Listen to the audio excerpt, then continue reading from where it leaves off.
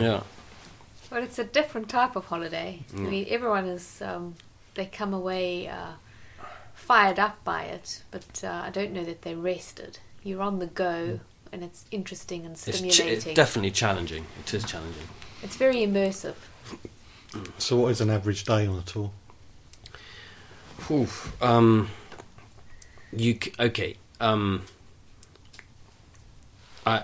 I think of you could be in a village, sitting down with a local family.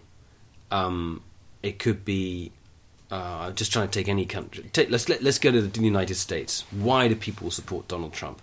And you could be in a Midwestern home with a family who are really nice, sitting having breakfast with them, over coffee and donuts or whatever, and they'll be telling you why they think it's really important the United States gets control of this immigrant problem, which has absolutely swamped them, and there are too many of them, and it's about time they got rid of them. And they'll be really nice, and those are the kind of people who have brought Donald Trump to power. And that's a really important way of understanding it, not by having some analyst telling you why, but just actually going to someone's home and getting that impression. So that's a really important part of the tour. And in the afternoon, you could have flown to Washington and then be sitting with a senator saying why Hillary Clinton's lost and explaining it from his point of view. So it's right from the bottom all the way to the top, and you could get that in 1 day or 2 days, and you've got a real contrast there. Sometimes in 1 day, you're sort of pinging from one side of the world to the other. Especially on the Israel and Palestine tour, you're seeing all sides of a very complex story. Yeah. And, political tours tries to give everyone the opportunity to observe and make up their own minds about a situation. We try to be neutral and give as many sides as possible. In May, we'll be in France doing the French elections. The start of that will be in factories outside Lille. Why on earth do we want to go to a factory on holiday? Why on earth do that? Well, this could be the story there. That could be about the breakup of Europe. Why are people there finally so fed up with politics as things stand? Why are they ready to stand for someone who is the inheritor, if you like, of Vichy France, the fascist right? And this woman could be the next president of France. And if she gets elected, the European Union could break up. And that story, the beginning of that story, could be in a factory or in a farm in the east of France. And that's where you start your story.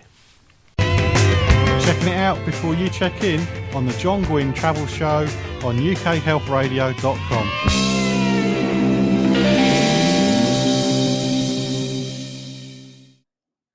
Still to come, the travel news section where we'll be looking at the most popular cruises over 2016. But my guests this week are Political Tours. I'm speaking to Nicholas and Karen, who run the company.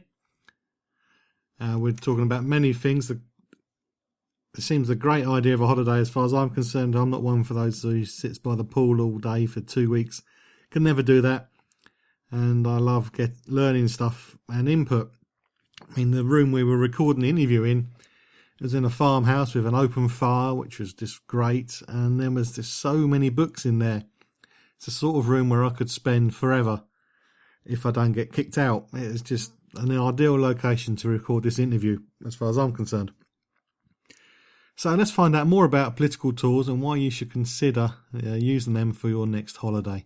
Because you're meeting locals to get a local flavour of things, not necessarily in America, although some might argue with me, do you need a second language to make the most of interaction with the locals, or how's the interpreting going? No, I think I want to take Iran as an example here. We travel with Christopher de Blake, who's a wonderful, knowledgeable person. He is married to an Iranian. He lived in Iran for many years. He's back and forth between the UK and Iran.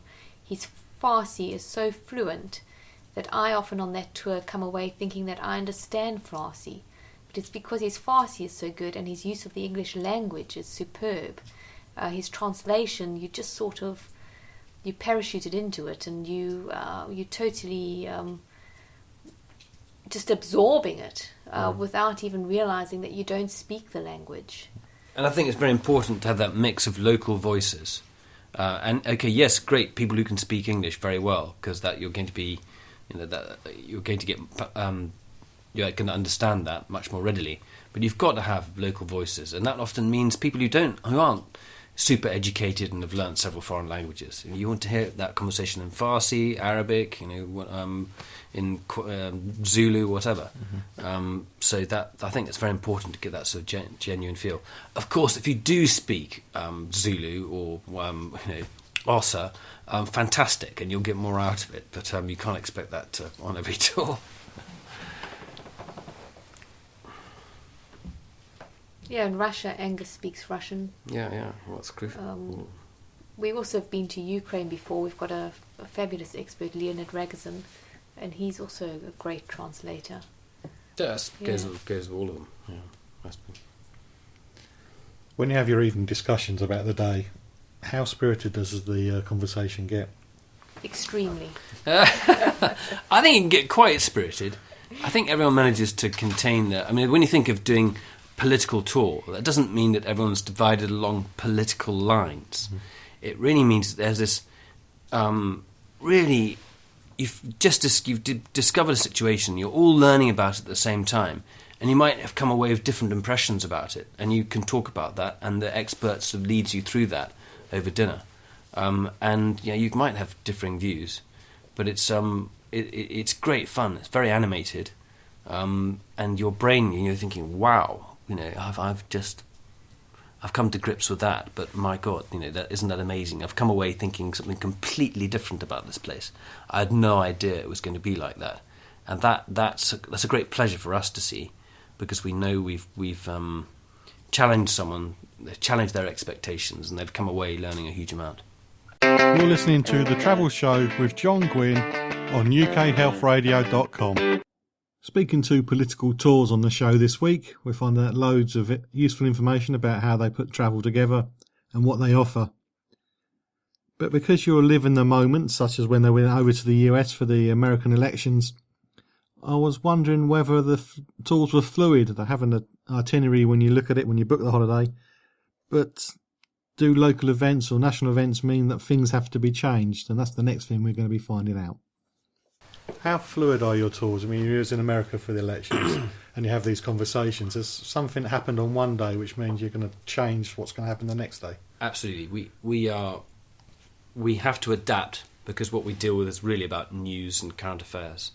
So there'll be events that do change. Often also we're seeing politicians. So we're in Lebanon and we do see the Prime Minister, but he had to hold a cabinet meeting on that day. Of course, he's not going to meet us, so we saw the previous Prime Minister instead. That's fine. A development might happen. There might be a demonstration. There might be a political rally. Can we go there? What are we going to get out of it? So definitely we will adapt on a tour, and far more so than an itinerary that's issued by another travel company. Now, often a travel company says you expect the itinerary to be the same. When you go on holiday, well, this was in the itinerary. Why didn't I get this, or why didn't I get that? It's the reverse with us. If we don't adapt to our tours, we're not adapt our tours to the news or what's going on. We're not doing a job. So I just had a flashback then of somebody in Kenya moaning about the vodka on a holiday. Lack of it or too much. Wrong brand. Wrong brand, right. Oh, good thing they weren't in Iran. Yeah. Some holiday makers can be challenging, but I guess everybody you're dealing with, they have an idea what they want to do. They're not looking at drinking Smirnoff vodka or eating something. They're there for the experience. They're there to learn, and they're trying to find out about this country. They're all on the same journey, the same adventure, and that brings everyone together. So from very different walks of life. We've got... And also different ages. You asked about minimum age. We also have no maximum age. Yeah. And we really have, the groups are very diverse. Yeah. But everyone is bound together with, one of our straplines was intelligent travel for inquiring minds. And I think it fits it well. Yeah. There's a sort of kindred spirit amongst the group. And they so just want to learn. Pete the Cheese, who's a cheese trader in Cheltenham. We've got Andy, who sells tiles in Yorkshire. We've got George, who owns a hedge fund in Hong Kong. We've got Joe in California, who's just downsized her home so she can travel more.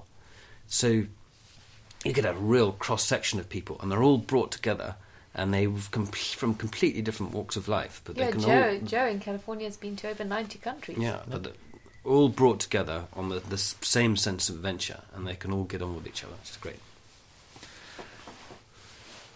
From my experience from doing Animal Sanctuary, which was 5-6 years ago now, I'm still in touch with most of the people I was there.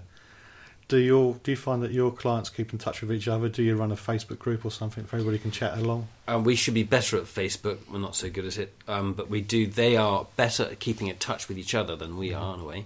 Obviously, we're giving people updates about what we're doing, but we find that groups who've travelled together are sending other bits of news, often about that particular place. Several years after the event, we've had people meet up in, well, I mentioned Pete the Cheese. Pete the Cheese is a customer who lives in Cheltenham, had a group, he went to Israel and Palestine, and there were a whole group of people who were from Australia, and they flew over to see him, and we had a couple other people on the tour who met up there.